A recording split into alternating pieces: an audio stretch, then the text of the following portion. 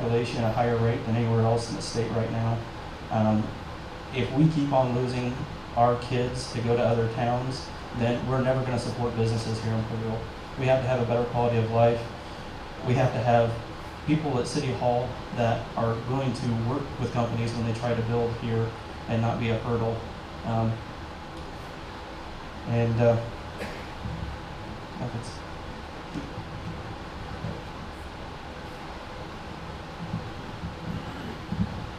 When we say that we don't have the people with the right attitude at City Hall, or that we are not putting our best foot forward or not improving quality of life, I think if you look around, there are efforts to make quality of life.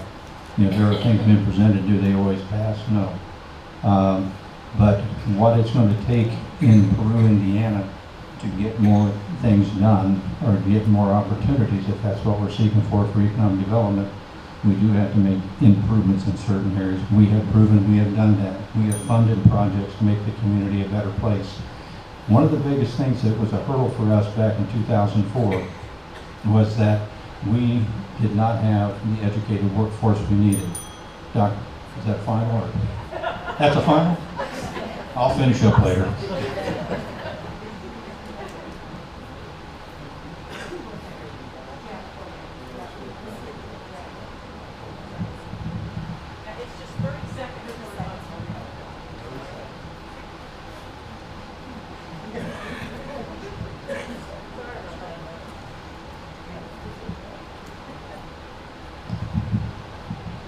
The type of industries that I'm looking to try to recruit would be logistics because of 24 and 31. I don't know if many people here understand that 31 has been designated as Interstate 67 at some point. It may not be in my lifetime, but it is on the maps as Interstate 67. Logistics is the number 3 hot job in the state of Indiana over the next decade out, 50 hot jobs. Also looking at warehousing, distribution, and order fulfillment.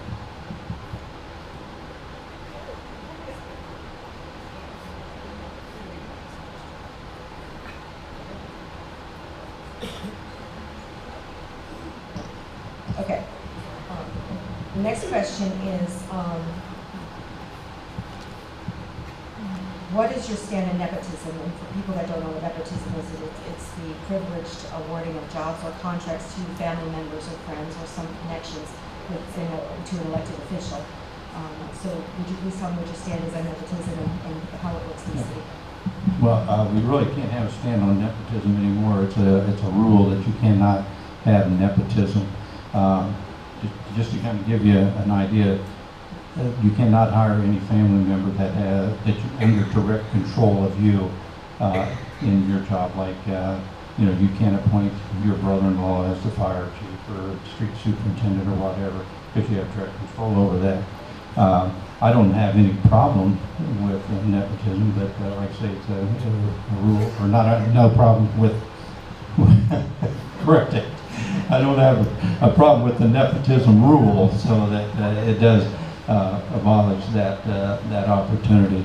The main thing is we try to find the right people for the right slot throughout every job classification we have, and we are certainly trying to do that.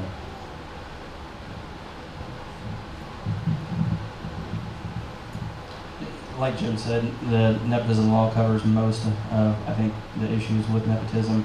But I think having the attitude of getting the best person for the position, and that being the highest priority you have when looking for people, that should take care of all issues with nepotism.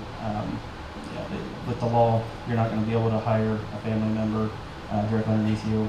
And beyond that, like I said, you've got to hire the absolute best, no matter who it is.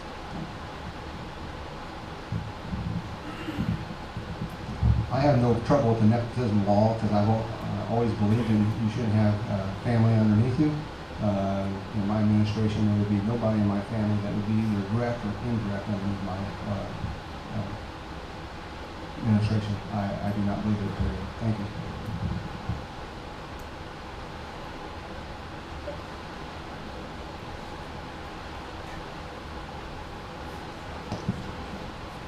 Okay, the next question for Dave.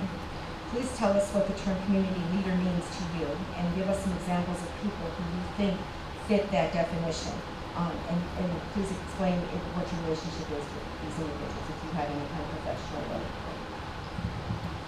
To me, a community leader is somebody who takes the dreams and aspirations of the community and gives them a platform to make that realization. Those are people who see a need and talk to a variety of people and are able to bring people together to accomplish goals for the entire community. I think Steve Anderson is a great example of a community leader. He saw a need with the children, a place to skate and use their skateboards and have some fun without being harassed when they were going down the sidewalk. And so he went to the community, asked people in the community, can you help? Can you donate time? Can you donate materials? Can you donate money? And there was a lot of opposition that we faced getting that done. And I'm really proud of Steve to say that he got it done, and we have a great facility now.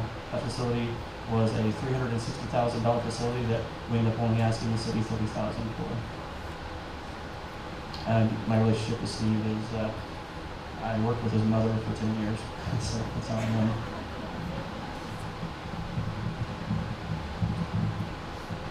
A good leader is somebody who raises other people up to be good leaders themselves. A good leader does not take recognition for themselves. They make sure that the entire team gets rewarded, and the entire team gets the recognition for it. The leader should rarely take recognition for things that are being done. Some of the great leaders in history was Abraham Lincoln, of course, and Franklin Roosevelt during times of crisis.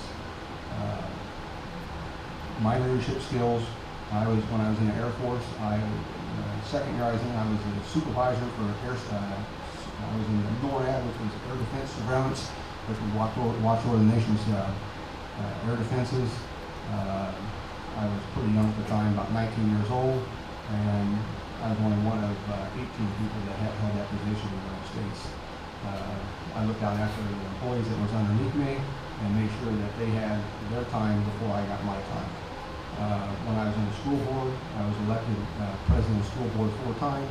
So I guess that does say that maybe I did work with the school board okay, or they elected me 4 times. We worked as a team and we got things done for the community and for the students as a whole. As far as a leader in Peru, I would like to get the right people in the administration and let them lead and bring the community out with some guidance from me. Thank you.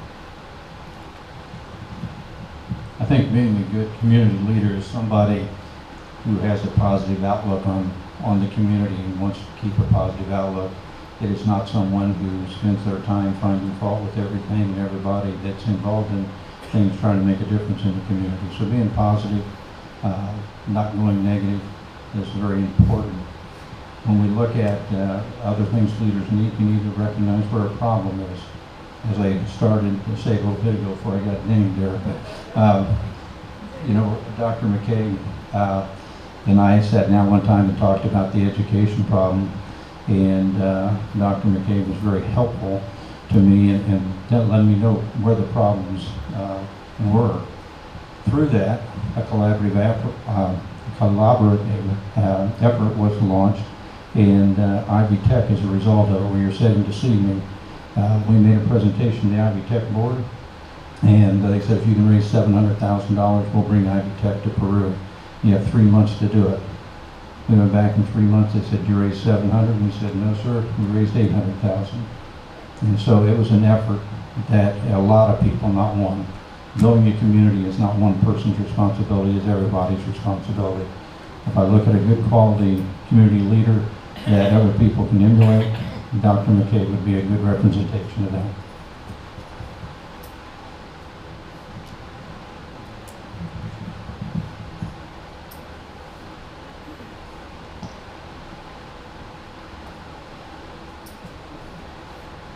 There seems to be a public perception that the police department, there seems to be a public perception that there's some turmoil within the police department, that there's perhaps a lack of morale. What do you think can be done to improve that, to keep seasoned officers in place, and to improve department pay and benefits?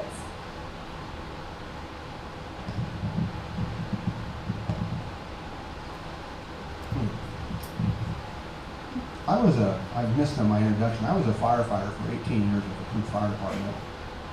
So we work with the policemen, quite obviously. The police and firemen work together very closely. What's happened over the last few years at the police department, I really don't want to wade into. I don't agree with a lot of things that's been going on, but I'm not privy to everything that's happened. I think it's put a black eye on our community. I think we need to get the morale back up at the police department. I've talked to some of them. Of course, they won't allow you to use their name, but the morale's very low at the police department. And since we're talking a little bit about negative here, I won't say what they said, but we need to have a turnaround within the police department. I know it can work. It's just sad the way the community has been perceived by surrounding communities at this point. Well, being very much involved with this process, let me say that when we began on the first officer to get disciplined, whenever there is discipline, there has to be a reason for it. There is a disciplinary matrix that was developed. It wasn't developed by me. It wasn't developed by Chief Rainey. It was developed by the Peru Police Department. It states that if you get this many points accumulated, you can be terminated. And then the recommendation is made by the chief to the Board of Works. The Board of Works reviews that and makes a decision. So if people are thinking we are going out and just picking people to terminate, that is inaccurate. There were events that happened that caused the termination, and we didn't cause anyone to go out and do that. That being said, I have respect for every police officer, but it's a discipline that is handed down just like in any other department we have. Fire department, we've had terminations there. Street department, we've had terminations there. We've had terminations in other departments. It's no different as far as what we are doing. If there is something that happens that gets them to that level, we take an action. As far as is it hurting morale, I'm sure that if you talk to certain individuals, they're going to say, yeah, morale is low. You can talk to others and say morale is improving because of it. So it's just who you are talking to at the time you're talking to, what answer you want to receive. I will say that I wish every officer that has left the department the very best, and I also wish every officer that's coming on board the very best. And we think they'll be good representatives of the community in the future. And that's about the simplest way I can put it.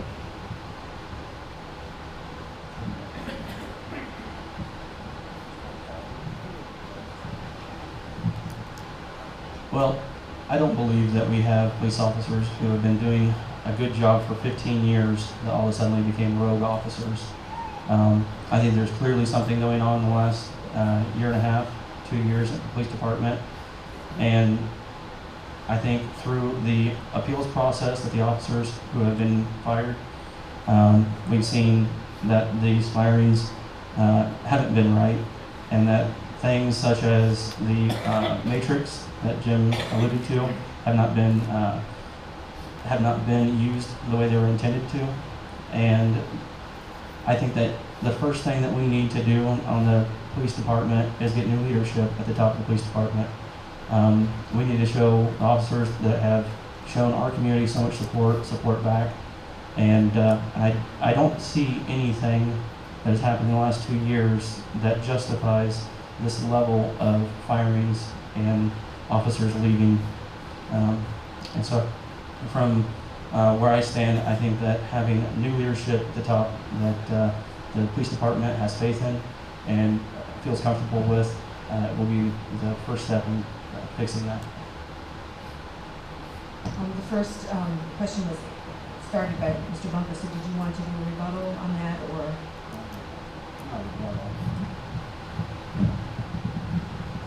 On the police department, Gabe was right on that. I have never in my life, and I've been there for 64 years, have seen the turnover at the police department that we've experienced in the last 2 years. Whether it's a leadership within the police department or a leadership from above, it's still leadership. So the leadership within the police department comes from the leadership above. This town has had a very high turnover rate of leadership positions in the building department, in the zoning department, in the parks department. We have just had a high turnover overall that we have never experienced in this community. Whose fault it is, I'm not in any side, I can't tell.